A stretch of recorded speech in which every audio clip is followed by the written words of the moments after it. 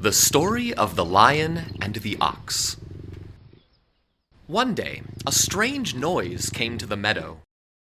A fearfully loud bellow, louder even than a lion's roar. The lion himself, though king of the beasts, was terrified by this sound and hid away trembling. Dimna the jackal, the lion's friend and counselor, came to him and said, "There's no reason to be afraid of a sound until we know what makes it.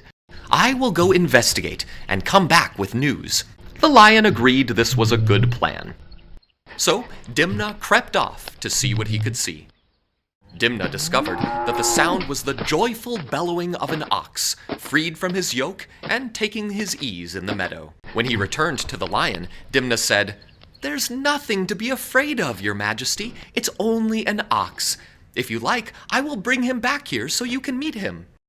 Dimna hoped this would help him gain favor with the king, and, sure enough, the lion thanked him heartily.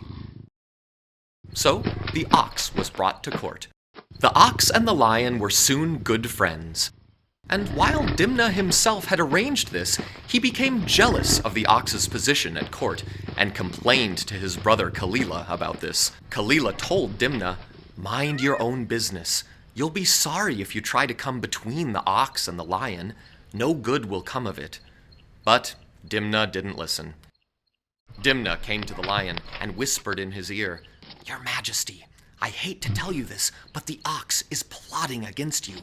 He plans to murder you and take your crown." The lion was shocked and could hardly believe it, but Dimna was clever and convinced him of the ox's evil intentions.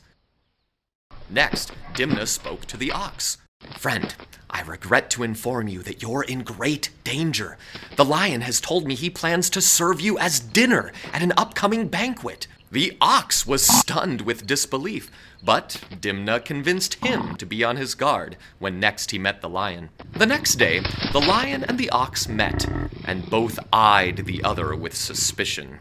Each thought he saw hatred in the other's eyes, all due to the lies of Dimna. Suddenly, they turned upon each other and fought a horrific battle. The lion was badly wounded by the horns of the ox, but in the end, the lion was victorious, and the ox lay dead upon the field. Once the deed was done, the lion lay down with great sadness, for he realized he had slain his closest friend.